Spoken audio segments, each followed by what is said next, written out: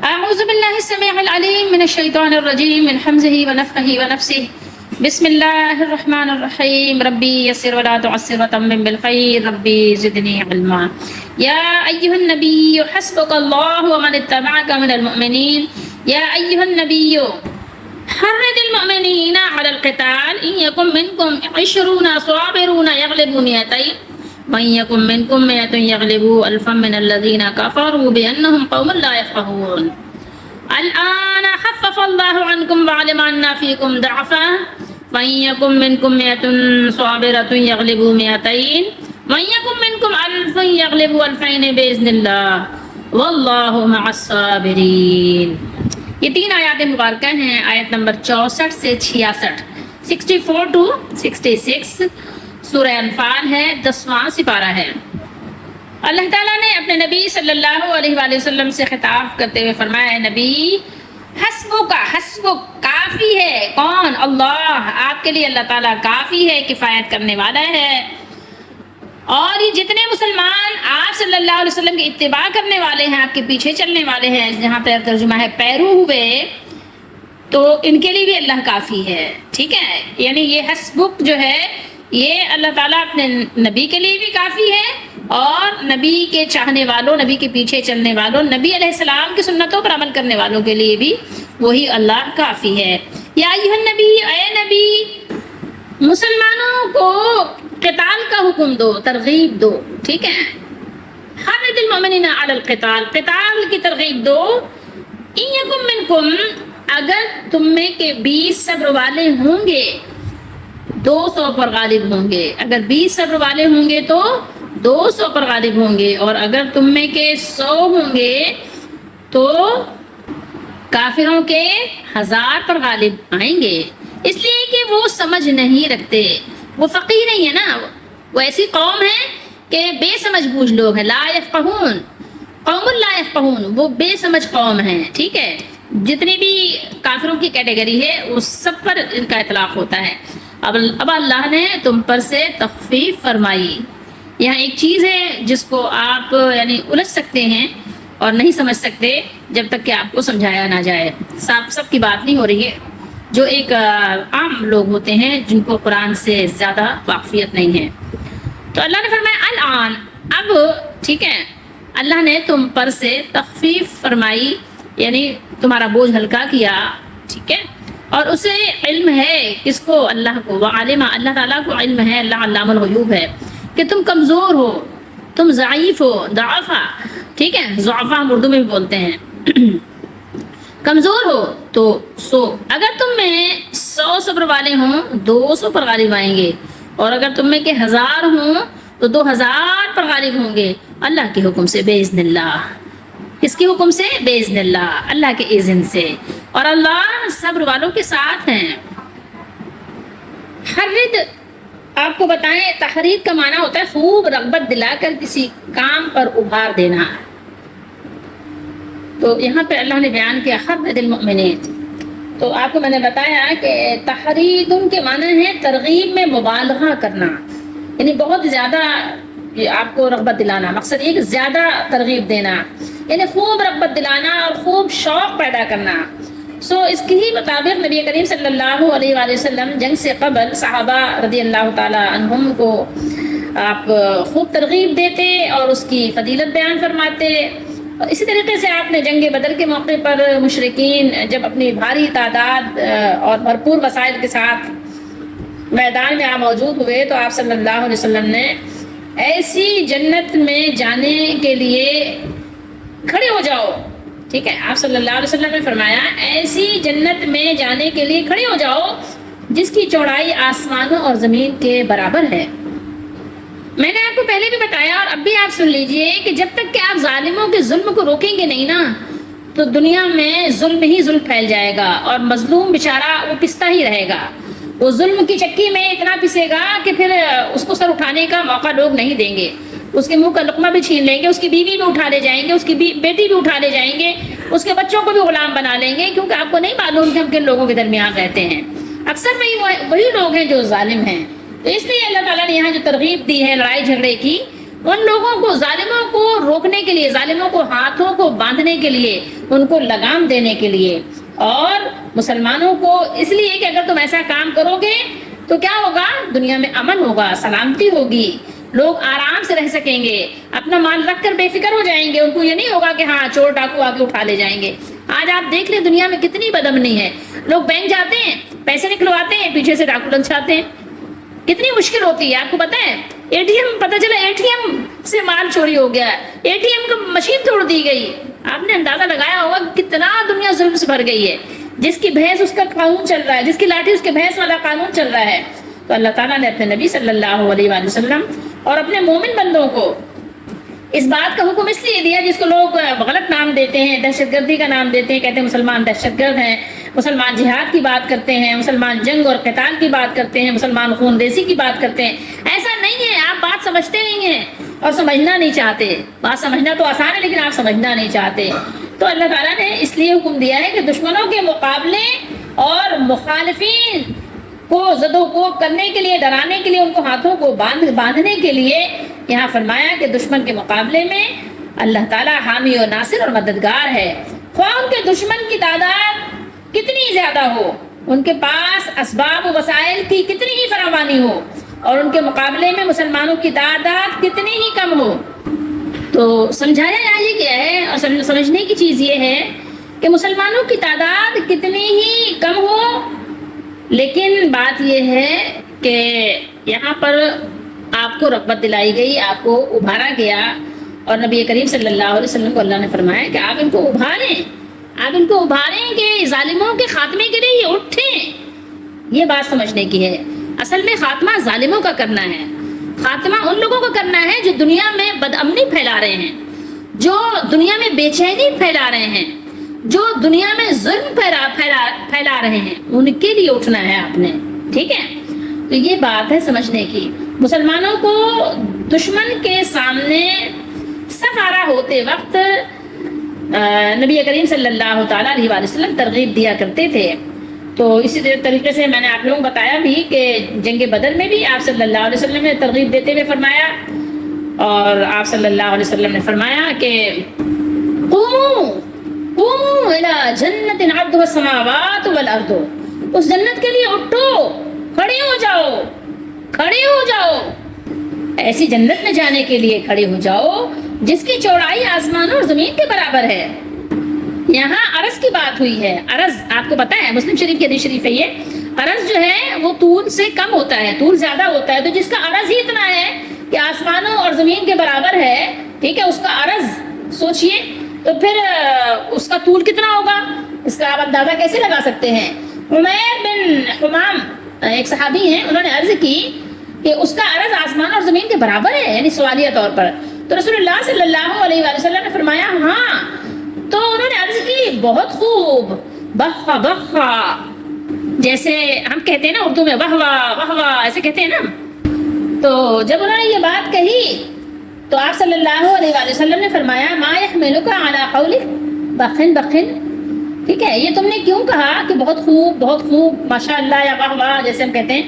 تو انہوں نے عرض کی کہ اس امید سے کہ اللہ مجھے بھی اہل جنت میں سے بنا دے، اللہ تعالیٰ ہمیں بھی جنت والوں میں کر دے، آمین۔ پھر آپ صلی اللہ علیہ وسلم نے فرمایا فَإِنَّكَ مِنْ أَهْلِكَ فَإِنَّكَ مِنْ أَهْلِهَا، ٹھیک ہے، تم اہل جنت میں سے ہو۔ تو انہوں نے پھر اپنے تھیلے سے کھجوریں نکال کر کھانا شروع کر دیں، تھوڑی سی کھجوریں تھیں، چند کھجوریں تھیں۔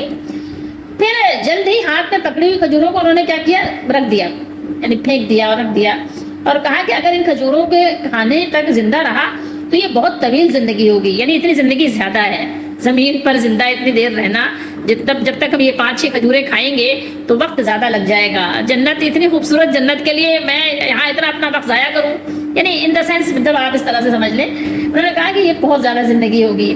پھر انہوں نے کیا کہ کھجوریں ایک سائڈ میں رکھی انہوں نے، اور پھر آگے بڑھے اور خوب لڑتے رہے یہاں تک کہ جامع شہادت کا جوڑا انہوں نے پہن لیا۔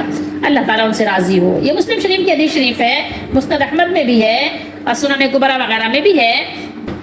مجھے اور آپ کو شاید اس طرح کے یعنی عمل پر تعجب ہو تو ہو بھی سکتا ہے، لیکن ہر ایک کا اپنا شوق ہوتا ہے۔ کچھ لوگوں نے اپنے شوق کو، کچھ نہیں اکثر لوگوں نے اپنے شوق کو دنیا میں لگا دیا ہے تو اس کے لیے وہ کوئی بھی تکلیف اٹھانے کو تیار ہیں، کوئی بھی زحمت گوارہ کرنے کو تیار ہیں، کسی بھی مشقت کو برداشت کرنے کو تیار ہیں، لیکن جس کا شوق اپنے مالک کو راضی کرنے کے لیے ہو، آخرت کے لیے ہو، جنت کے لیے ہو، تو اس کے لیے موت تو بہت معمولی سی حیثیت رکھتی ہے، وہ تو موت سے نہیں ڈرتے۔ اسی طریقے سے ان صحابی نے بھی یہ کام کیا کہ کھجوریں کھانے کی زحمت بھی گوارہ نہیں کی، کہا کھجوروں کو سائڈ لائن تو اس کو رکھو ادھر اور چلو، سامنے دشمن ہے، اس سے جو ہے مقابلہ کرو، اور وہ جنت جس کے چوڑان میں آسمان و زمین آ جائیں اس کے لیے کوشش کرو، اور جہاں ہمیشہ رہنا ہے، جہاں سے بھی کہیں آپ نے جانا نہیں ہے، جہاں کوئی دکھ نہیں ہے، جہاں کوئی غم نہیں ہے، جہاں کوئی بیماری نہیں ہے، تو ایسی جنت کے لیے محنت اور کوشش کرو۔ تو کہنے لگے بس یہ تو پھر بہت زیادہ ہو جائے گی زندگی، جب تک میں کھجوریں کھاؤں، کھجوریں ختم ہوں، پھر میں جاؤں دشمن کے مقابلے کے لیے۔ انہوں نے کہا کھجوروں کو چھوڑو، اور اپنی میان جس میں تلوار رکھی جاتی اس کو بھی انہوں نے پھاڑ دی، انہوں نے کہا ختم کرو اس کو، اب اس کو یعنی کیا ہے، اب لڑتے رہو، اتنا لڑتے رہو ظلم کے خاتمے کے لیے، ظالموں کو ختم کرنے کے لیے، دنیا میں امن کو قائم کرنے کے لیے، لوگوں کی عزت، لوگوں کے مال کی، جان کی حفاظت کے لیے اتنا لڑو کہ دشمن آپ کو مار ڈالیں۔ اور یہی ہوا، وہ شہید ہو گئے، انہوں نے شہادت کا جوڑا زیب تن کیا اور اپنی جنت کی راہ لی، جہاں کے لیے آئے تھے وہاں چلے گئے۔ آج ہمارے نوجوان اس کے لیے کوشش نہیں کرتے، قرآن نے ایسے ایسے نوجوانوں کا بہت ذکر کیا ہے۔ بہرحال یہاں اللہ تعالیٰ نے ارشاد فرمایا حسبک اللہ یا ایھا النبی حسبک اللہ۔ یہاں بات سمجھنے کی یہ ہے کہ اوپر فرمایا تھا کہ اللہ تعالیٰ آپ کو کافی ہے، تو اس سے شاید کوئی خیال کرتا کہ اللہ تعالیٰ کی تائید سے رسول اللہ صلی اللہ علیہ وسلم کے ساتھ خاص ہے، اس لیے یہاں دوبارہ اس جملے کو لا کر ساتھ میں مومنین کا بھی اضافہ کر دیا کہ اللہ تعالیٰ آپ کو بھی اور آپ کی پیروی کرنے والے آپ کے تمام غلاموں کے لیے بھی کافی ہے۔ وَمَنِ اتَّبَعَكَ، ٹھیک ہے، تو ورنہ اوپر بھی تو بات ہوئی تھی نا، ہم نے اس سے پہلے بھی تو تلاوت کیا تھا آیت نمبر 62 میں، فَإِنَّ حَسْبَكَ اللَّهُ، یہاں پڑھا تھا نا ہم نے، اب یہاں بھی اللہ تعالیٰ نے حسبک اللہ، تو کیا ہے، یہاں تو پڑھ چکے تھے، یہاں پھر اللہ تعالیٰ نے آگے بیان کر دیا، مومنین کا اضافہ بھی کر دیا کہ آپ کی اتباع کرنے والے جو ہیں، جو آپ کی سنتوں پہ چلیں گے، تو ان کے لیے بھی سنت صرف یہ نہیں ہے کہ آپ بیٹھ کے پانی پی لیتے ہیں یا کوئی محفل منعقد کر کے وہاں کچھ اشعار آپ پڑھ لیتے ہیں، ٹھیک ہے، صرف یہ سنت نہیں ہے۔ سنت جو ہے آپ نے اس کو چھوڑ دیا ہے، آپ کو وہ دیکھنا پڑے گا۔ سنت یہ نہیں ہے صرف کہ آپ ایئر کنڈیشن کے اندر بیٹھے رہیں، ٹھیک ہے، اور نبی کا آپ جو ہے ورد کرتے رہیں، یہ سنت صرف نہیں ہے، سنت اس سے آگے بھی ہے۔ آپ نے شاید آگے اپنے آسانی کے لیے اس کو سمجھنا ہی نہیں چاہا، تو اس لیے پوری سنت آپ کو سیکھنی پڑے گی اور پورے آپ کو دین میں داخل ہونا پڑے گا۔ یا ایھا الذین آمنوا ادخلوا فی السلم کافہ، آپ ایسے یعنی دین میں اپنا داخلہ کریں کہ جو آپ کو کفایت کرے، ایسی کفایت کرے جو جہنم سے بچا سکے اور جنت پہنچا سکے۔ اور یہاں کچھ لوگوں نے بہت ساری غلط تعویلات کی ہیں، میں اس بحث میں نہیں جاؤں گی، لیکن اتنا ضرور آپ کو بتانا چاہیں گے کہ پورے قرآن میں اور حدیث شریف میں صرف اللہ تعالیٰ ہی پر توکل کرنے اور اسی کو کافی سمجھنے کا حکم دیا گیا ہے۔ قرآن مجید میں بہت سے مقامات پر صرف اللہ تعالیٰ پر توکل کا حکم ہے، فرمایا وعلی اللہ فلیتوکل، ٹھیک ہے، توکل کا یہ حکم المؤمنون المتوکلون کے الفاظ کے ساتھ 9 جگہ ہے، اور فرمایا وعلی اللہ فتوکلوا ان کنتم مؤمنین، سورہ مائدہ میں ہے، اور صرف اللہ پر بھروسہ کرو اگر تم مومن ہو۔ مخلوق تو اپنے لیے خود کافی نہیں ہے، میں خود اپنے لیے کافی نہیں ہوں، میرے اپنے جسم میں خرابی پیدا ہو جائے، میرے اپنے اندر بگاڑ اور فساد پیدا ہو جائے تو ہم تو اس کے لیے بھی کافی نہیں ہیں، ہمیں تو ہر قدم پر اپنے مولا کی مدد چاہیے۔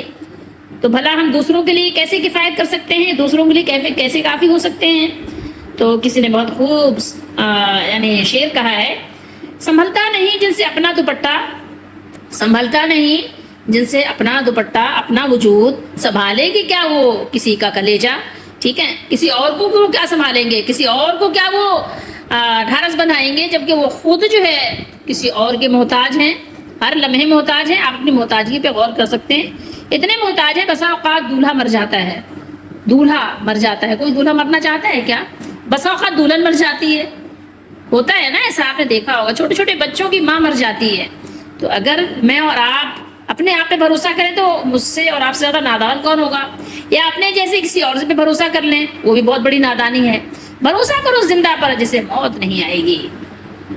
بخاری شریف میں ہے حدیث نمبر 4563 پر، آپ پڑھ لیجئے گا کہ جب ابراہیم علیہ السلام کو آگ میں ڈالا گیا، آگ میں پھینکے جانے کے وقت، اور رسول اللہ صلی اللہ علیہ وآلہ وسلم اور آپ کے صحابہ رضی اللہ تعالیٰ عنہم نے احد کے بعد کفار کے جمع ہو کر دوبارہ حملہ آور ہونے کے موقع پر کیا پڑھا تھا؟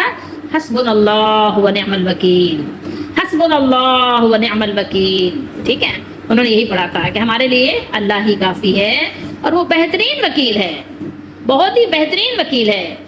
رسول اللہ صلی اللہ علیہ وسلم نے یہ نہیں فرمایا کہ مجھے اللہ تعالیٰ اور میرے ساتھ ہی کافی ہیں، خود اللہ تعالیٰ نے آپ کو حکم دیا فَإِن تَوَلَّوْا فَقُلْ حَسْبِيَ اللَّهُ لَا إِلَهَ إِلَّا هُوَ عَلَيْهِ تَوَكَّلْتُ وَهُوَ رَبُّ الْعَرْشِ الْعَظِيمِ۔ صبح شام یہ وظیفہ 7 دفعہ پڑھا کریں، اس کی بڑی برکتیں ہیں۔ سورہ توبہ میں ہے یہ، آیت نمبر 129 پر آخری آیات ہے یہ۔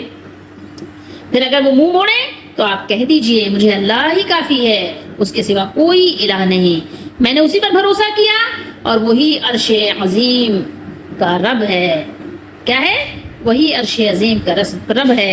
حسبی اللہ لا الہ الا ہو علیہ توکلت وہو رب العرش العظیم۔ اور بلکہ اللہ تعالیٰ نے فرمایا ان ینصرکم اللہ فلا غالب لکم وَمَن يَخْذُلْكُمْ فَمَنْ ذَا الَّذِي يَنْصُرُكُمْ مِنْ بَعْدِهِ وَعَلَى اللَّهِ فَلْيَتَوَكَّلِ الْمُؤْمِنُونَ۔ سورہ آل عمران میں اگر اللہ تمہاری مدد کرے تو کوئی تم پر غالب آنے والا نہیں، اور اگر وہ تمہارا ساتھ چھوڑ دے تو وہ کون ہے جو اس کے بعد تمہاری مدد کرے گا؟ اور اللہ ہی پر لازم ہے، پھر لازم ہے کہ مومن بھروسہ رکھیں۔ اور بھروسہ رکھنے کا مطلب یہ بھی نہیں کہ آپ کو تیاری نہ کریں، جو کچھ بھی آپ کے پاس ہے اس تیاری کے بعد بھروسہ رکھیں۔ جو اللہ نے آپ کو سبب بتائے ہیں، جو اسباب کے تحت چیزیں ہیں، ان پر آپ نے اللہ تعالیٰ پہ بھروسہ بھی کرنا ہے اور اس کی تیاری بھی کرنی ہے۔ ایسا نہیں کہ دروازہ آپ دونوں پٹ کھول دیں اور پھر کہیں کہ میرا بھروسہ اللہ پر ہے۔ آپ کھانا نہ کھائیں، بغیر کھائے بیٹھے رہیں اور پھر آپ مرنے لگے تو کہیں میرا بھروسہ اللہ پر ہے، ایسا تھوڑی ہے۔ ایک اصول کے تحت چیزیں ہیں نا، اصول کے تحت آپ کو سمجھنا پڑے گا۔ یہ آیات وہ ایسی صاف اور واضح آیات ہیں جس کو کم پڑھے لکھے لوگ بھی آسانی سے سمجھ سکتے ہیں۔ یہاں اللہ تعالیٰ نے بیان کیا، صاف صاف بتا دیا کہ اللہ تعالیٰ اپنے حبیب، اپنے نبی علیہ السلام کے لیے بھی اور آپ صلی اللہ علیہ وسلم کے مومن غلاموں کے لیے بھی کافی ہیں۔ آپ کو مومنوں کو کسی غیر کے سہارے کی قطعاً کوئی ضرورت نہیں ہے کہ اس سے دوستی کر لو، اس سے صلح کر لو، اس کے پاؤں چومو، ٹھیک ہے، اس کی غلامی کر لو، مصلحت کا تقاضا ہے، وقت کا تقاضا ہے، حالات کا تقاضا ہے، نہیں، ایسا کچھ نہیں کرو۔ شیطانوں کو دوست بنا لو، ٹھیک ہے، شیطانوں کو اپنے راز پہنچا دو، شیطانوں کے ہاں شادی کر لو، ایسا کچھ نہیں ہے، ٹھیک ہے۔ مصلحت کا تقاضا ہے کہ کسی شیطان کی بیٹی کو بیاہ کے لے آؤ، یہ سب نہیں ہے۔ تعلقات بہتر ہوں گے، نہیں، ایسا کیسے ہو سکتا ہے کہ اللہ کو ناراض کر کے آپ کے تعلقات بہتر ہو جائیں؟ نہیں، وہ تو وقت ہی آپ سے ملے ہیں، آپ کے دشمن ہیں، جیسے ہی موقع ملے گا گلا کاٹ دیں گے۔ اِن منکم، اگر تم میں سے 20، ٹھیک ہے، یہاں 20 ہے لیکن یہاں یہ ہے صیغہ یہاں ہے 20 ہے، 20 صابرون، صبر والے ہوں گے، یغلبوا 200، تو کتنے پہ غالب آئیں گے؟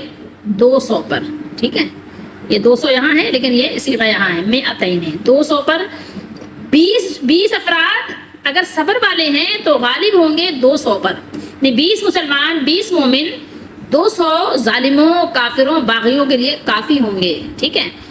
تو کس طرح سے کافی ہوں گے؟ اللہ نے یہاں پر بیان کر دیا کہ اگر مسلمان صبر کا دامن مضبوطی سے پکڑے رہیں گے تو اپنے سے 10 گنا لشکر کفار پر غالب آئیں گے۔ یہ جملہ اگرچہ خبریہ ہے لیکن معنوی لحاظ سے امر ہے کہ مسلمان 10 گنا طاقت کے سامنے ڈٹ جائیں اور قدم پیچھے نہ ہٹائیں۔ کافر اپنی تعداد کی کثرت کے بل بوتے پر مسلمانوں کو مغلوب نہیں کر سکیں گے۔ تو یہاں پر 20 مسلمانوں کو کفار کے 200 آدمیوں پر غالب آنے کا حکم دیا جا رہا ہے، مگر یہ حکم خبر کی صورت میں ہے، کہتے ہیں جملہ خبریہ، کیونکہ یہ بات معروف ہے کہ حکم بہت تاکید کے ساتھ دینا ہو تو وہ خبر کے الفاظ میں دیا جاتا ہے۔ مثلا یہ کہنا ہو سب لوگ نماز کے لیے مسجد میں جائیں تو کہا جاتا ہے سب لوگ مسجد میں جائیں گے، سب لوگ مسجد میں جائیں گے۔ یہاں 20 مسلمانوں کو کفار کے 200 آدمیوں پر غالب آنے کا حکم دیا جا رہا ہے، مگر خبر کے الفاظ میں کہ اگر تم میں سے 20 صابر ہوں تو وہ 200 پر غالب آئیں گے۔ مراد یہ ہے کہ غالب آئیں، اس کی دلیل اگلی آیت ہے کہ اب اللہ نے تم سے تخفیف کر دی ہے، ٹھیک ہے، یعنی تمہارا بوجھ ہلکا کر دیا ہے. سو اگر تم میں سے 100 صابر ہوں تو وہ 200 پر غالب آئیں گے. مراد یہ ہے کہ 200 پر غالب آئیں. ظاہر ہے کہ تخفیف امر حکم میں ہوتی ہے نا، خبر میں نہیں. تو ان آیات میں خوشخبری بھی ہے مگر ایمان اور صبر کی شرط کے ساتھ، ٹھیک ہے. شرط کیا ہے کہ پہلی بات تو یہ ہے کہ ایمان والے ہوں، مومن ہوں، ٹھیک ہے. اور دوسری شرط کیا ہے کہ صابر بھی ہوں، ٹھیک ہے. اتنے جذباتی نہ ہوں کہ ذرا ذرا سی بات میں الجھ رہے ہوں اور شکوے شکایت کر رہے ہوں اور اللہ تعالیٰ سے وہ نا امید بھی ہوں، ٹھیک ہے، اللہ پر ان کو بھروسہ بھی نہ ہو، اللہ کی باتوں پر یقین بھی نہ ہو، رسول اللہ صلی اللہ علیہ وسلم کی بشارت پر یقین بھی نہ ہو. مئتن 100 کو کہتے ہیں، مئتین یا مئتان 200 کو کہتے ہیں، ٹھیک ہے. اچھا ایک بات یاد رکھیے گا کہ یہاں پر جو آپ کو بتایا گیا نا کہ 20 افراد 200 پر غالب ہو جائیں گے تو کتنا کیا ریشو نکالیں گے، کیا حساب بنے گا؟ یعنی ایک مسلمان 10 کافر، ٹھیک ہے، 10 ظالم، 10 ہو تو 100 اور 20 ہو تو 200، سمجھ رہے ہیں؟ یعنی 1 اور 10 کا اللہ تعالیٰ نے وہ رکھا سلسلہ، 1 اور 10، ٹھیک ہے. تو یہ ایک وجہ تو یہ تھی کہ اس وقت مسلمانوں کی تعداد کم تھی اور ظالم بہت زیادہ تھے جس وقت یہ معاملات ہو رہے تھے نا، قرآن کا نزول ہو رہا تھا. تو ایک تو وجہ یہ تھی. دوسری بات یہ تھی کہ ان کا ایمان بہت کامل اور بہت پختہ تھا اور صبر بھی ان کا بہت زیادہ عروج پر تھا، ٹھیک ہے، کہ جس کا میں اور آپ یعنی گمان بھی نہیں کر سکتے. تو یہ بات تھی. لیکن بعد میں اللہ تعالیٰ نے فرمایا اچھا الفن بتا دوں. الفن یہ 1000 کو کہتے ہیں، ٹھیک ہے. اور الفان یا الفین یہ ظاہر ہے 2000 کو کہیں گے، لیکن یہاں پر بات ہو رہی ہے الفن جو ہے یہ 1000 کے لیے ہے. کہیں پر اس کا ترجمہ ہوگا یہ 1000، ٹھیک ہے نا، یہ 1000 پر یعنی 1000 کی بات ہو رہی ہے. یعنی اگر 100 افراد ہوں گے مسلمانوں کے ایمان والے تو وہ ظالم فاسق باغی کے 1000 ہوں گے ان کے گروہ، تو 1000 گروہ پر وہ غالب آ جائیں گے 100 افراد. لیکن یہ اس وقت اللہ تعالیٰ نے حکم دیا جب مسلمانوں کی تعداد، ایمان والوں کی تعداد کم تھی اس لیے، ٹھیک ہے. لیکن آپ یہ دیکھیں نا کہ یہ کتنا بڑا امتحان تھا کہ ایک بندہ 10 لوگوں سے جا کے بھڑ جائے. اب یہ تو بہت بڑی بات ہے نا، 10 لوگ آپ کو مارنے آئیں، آپ بھاگنے کے بجائے آپ مقابلے میں ڈٹ جائیں، تو سوچنے کی بات ہے نا. آپ کو ایک بندہ مارنے آیا ہے، آپ اکیلے ہیں، آپ واحد ہیں، اور آپ کو مارنے کے لیے جو آئے وہ 10 ہیں، ٹھیک ہے. آپ 2 افراد ہیں اور 20 لوگ آپ کو مارنے آ گئے، تو آپ ظاہر ہے آپ سے تو یہ کہا جائے گا نا کہ بھائی مقابلہ نہیں کرو، بھاگو، ایسے میں بھاگو. لیکن اللہ تعالیٰ نے فرمایا کہ نہیں، تم غالب آ جاؤ گے اگر تم ایمان والے ہو اور تم صابر ہو، اللہ پہ بھروسہ کرتے ہو تو تم غالب آؤ گے. لیکن یہ بڑی بات تھی نا، بڑی بات اس لحاظ سے تھی کہ یعنی انسان کا کلیجہ منہ کو آ جائے کہ یار یعنی ہم لوگ 100 ہیں اور سامنے 1000 کا لشکر ہے اور ہم لوگ نہتے ہیں اور سامنے جو ہے اسلحے سے لیس ہیں، تو ظاہر بڑے کا ظاہر پسینہ نکل جائے گا، حالت بگڑ جائے گی. تو پھر اللہ تعالیٰ نے فرمایا کہ اب تم پر یعنی تخفیف کر دی، آسانی کر دی. الآن یہ بہت یعنی بڑے جگرے کی بات تھی. اور پھر دوسری بات یہ بھی تھی کہ مسلمانوں کی تعداد بھی زیادہ ہو گئی تھی، ایمان والے بھی زیادہ ہو گئے تھے. تو پھر اللہ تعالیٰ نے 1 اور 2 کا ریشو رکھ دیا، ٹھیک ہے، کہ 1 مسلمان ہے 2 کافر ہیں تو بھڑ جاؤ، اور اگر زیادہ ہے تو بھاگ جاؤ، ٹھیک ہے. تو یہ اللہ تعالیٰ نے اب آپ کو حساب کتاب بتا دیا، ٹھیک ہے. آپ کو میجرمنٹ کرنے کی اب ضرورت نہیں ہے، اللہ تعالیٰ نے آپ کو بتا دیا، تمام طریقہ جو ہے سکھا دیا. تو یہ اللہ تعالیٰ نے تخفیف کی، آسانی کی، تاکہ تمہاری ہمت بھی بندی رہے، تمہارا کام بھی بنا رہے. صحیح ہے. اسی آیت کی تفسیر میں الآن خفف اللہ عنکم وعلم ان فیکم ضعفا واللہ مع الصابرین الی قولہ تعالی. اللہ تعالیٰ کا یہ بیان ہے باب قولہ. حدیث نمبر ہے 4653. یہاں پر آپ کو پوری بات سمجھنے کے لیے کافی حد تک آسانی ہوگی، تو اس لیے میں نے آپ کو یہ حدیث دکھایا. آپ دیکھ سکتے ہیں بخاری شریف ہے ویسے یہ، ٹھیک ہے، کتاب التفسیر. اور تفسیر بھی انہی آیات کی ہے جو ہم آپ کو تلاوت کر کے سنا رہے ہیں. یکم منکم 20 صابرون یغلبوا 200، ٹھیک ہے. تو یہ دیکھیے آپ ساری وہی آیات ہیں جو ابھی آپ کو ہم نے سنائی ہیں. تو یہاں پر عبداللہ بن عباس رضی اللہ تعالی عنہما نے بیان کیا کہ جب یہ آیت اتری اگر ہم میں سے 20 آدمی بھی صبر والے یا صبر کرنے والے ہوں گے تو وہ 200 پر غالب آ جائیں گے. تو مسلمانوں پر سخت گزرا. میں نے آپ کو یہ بتایا نا وجہ کہ ظاہر ہے کہ آپ کو یعنی جھرجھری تو آپ کو ضرور یعنی لرز جائیں گے آپ، اور کلیجہ حلق میں آئے گا کہ آپ گھبرا جائیں گے کہ یار یہ کیا مسئلہ ہے کہ ہم تو 20 ہیں ادھر جو ہے 200 ہیں، کیسے مقابلہ ہوگا؟ تو یہ ظاہر بات تو سخت ہے نا، اگر آپ وہ ایمان کا درجہ نہیں رکھتے تو ظاہر ہے سخت ہوا۔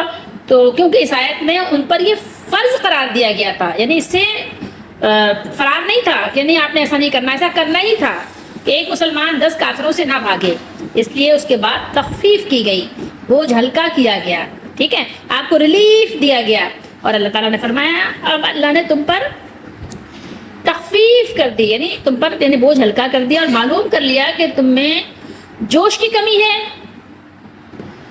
اب اگر تم میں 100 صبر کرنے والے ہوں گے تو 200 پر غالب آ جائیں گے۔ اور حضرت ابن عباس رضی اللہ تعالیٰ عنہ نے بیان کیا کہ تعداد کی اس کمی سے اتنی ہی مسلمانوں کے صبر میں بھی کمی ہو گئی۔ آپ دیکھ لیں ہمارے زمانے میں صبر کی کتنی کمی ہے، کتنی کمی ہے صبر کی۔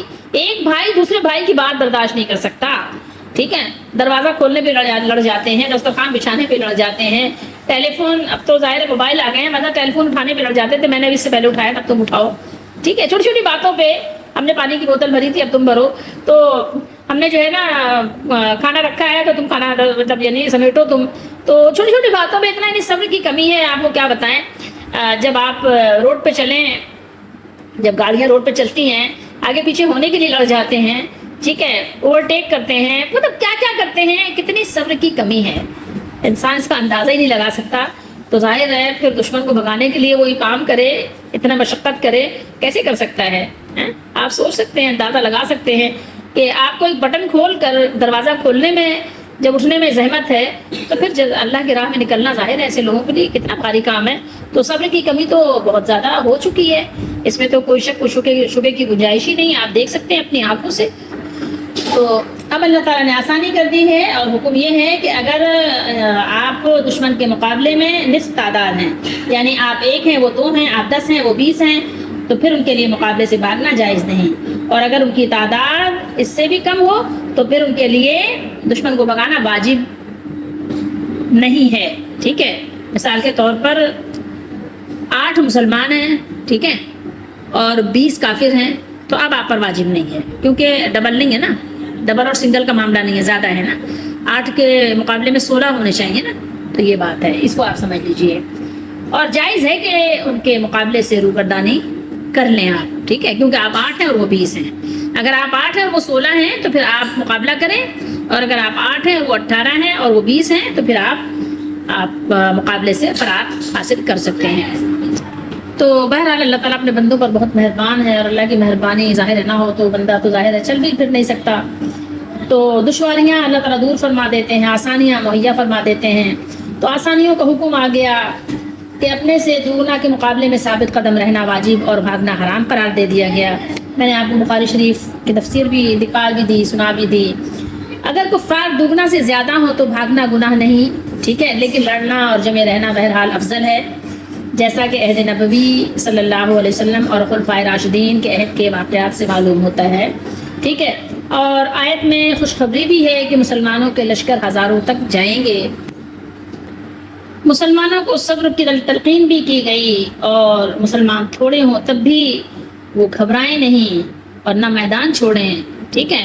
گھبرانا کیا ہوتا ہے؟ جب انسان گھبرا جاتا ہے تو پھر ظاہر ہے آسان کام بھی اس کے لیے مشکل ہو جاتا ہے، اور یہاں یہ بتا دیا صبر کی تلقین کر کے منکم مئۃ صابرۃ یغلبوا مئتین، تو یہ کہہ کر آپ کو صبر و ثابت قدمی کی اہمیت بیان فرما دی کہ اللہ کی مدد حاصل کرنے کے لیے صبر کرنا، صبر کا اہتمام کرنا آپ کے لیے سب کے لیے بہت ضروری ہے۔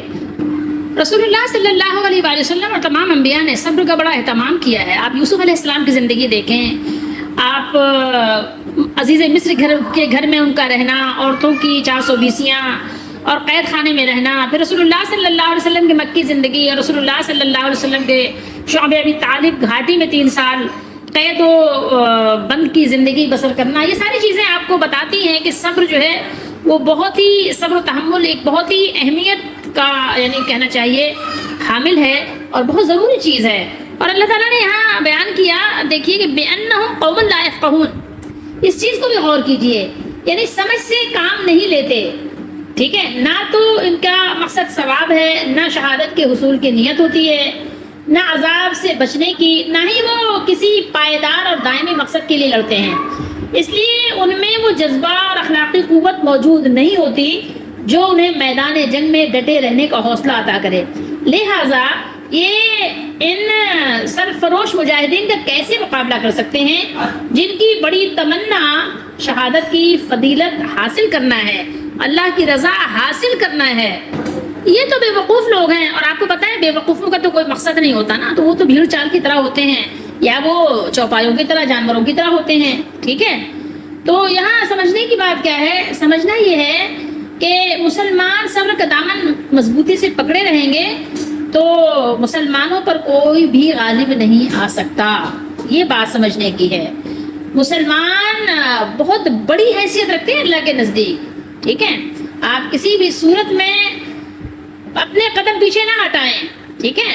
آپ ڈٹ جائیں، آپ ڈٹ جائیں، ٹھیک ہے؟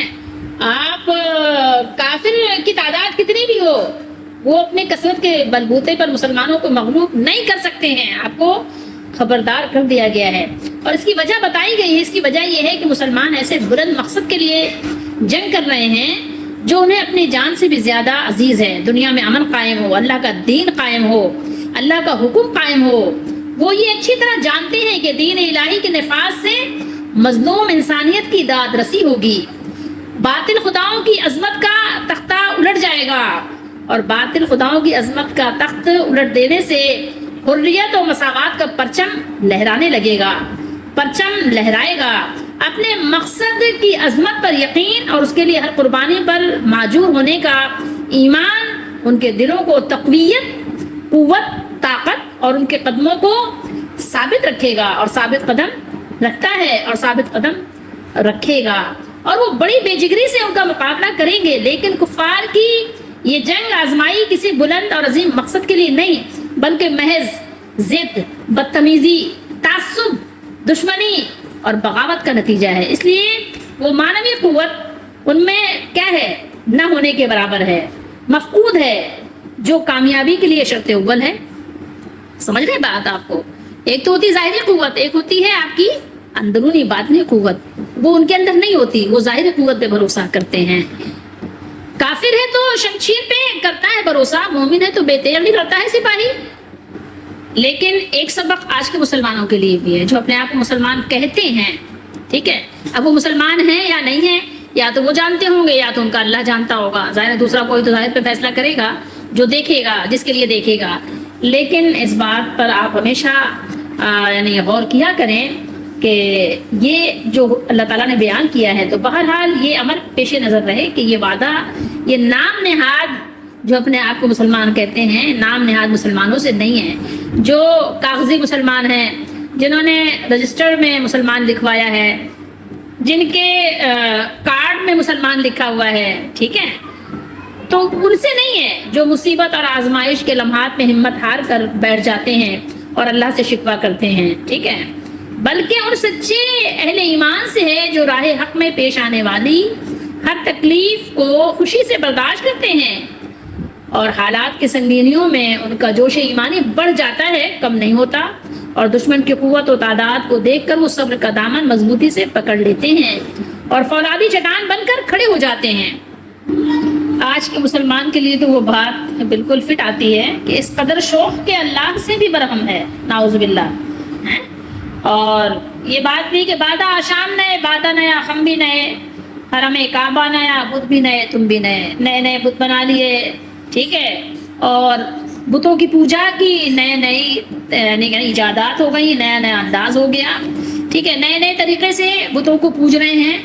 کسی کا بت جو ہے اس کا مال ہے، کسی کا بت جو ہے اس کی عزت ہے۔ لوگوں نے نئے نئے بت بنا لیے، اور حرم کعبہ بھی لوگوں کا نیا نیا بن گیا۔ تو بہرحال یہ بات یاد رکھیں کہ اللہ نے قرآن میں جو کچھ بیان کیا ہے وہ مومنوں کے لیے، اللہ کے وعدے سب مومنوں کے لیے ہیں، مسلمانوں کے لیے ہیں۔ اگر آپ سے اللہ کا وعدہ پورا نہیں ہو رہا ہے تو یاد رکھیے کہ پھر آپ اپنے آپ کو چیک کیجئے۔ اگر آپ نہیں بدلیں گے تو آپ کے لیے اللہ کا قانون بھی نہیں بدلے گا، ٹھیک ہے؟ اللہ کی بات بدلتی نہیں ہے، اللہ کی بات کو بدلا نہیں جا سکتا۔ تو اس لیے یاد رکھیے کہ جب تک کہ آپ اللہ کے حکم کو پورا نہیں کریں گے اللہ کا حکم بھی آپ کے لیے پورا نہیں ہوگا، آپ اللہ کے دستور کو ٹال نہیں سکتے۔ بہرحال اللہ تعالیٰ ہماری دستگیری فرمائے، ہمیں قرآن مجید کو صحیح طریقے سے سمجھنے کی توفیق دیں۔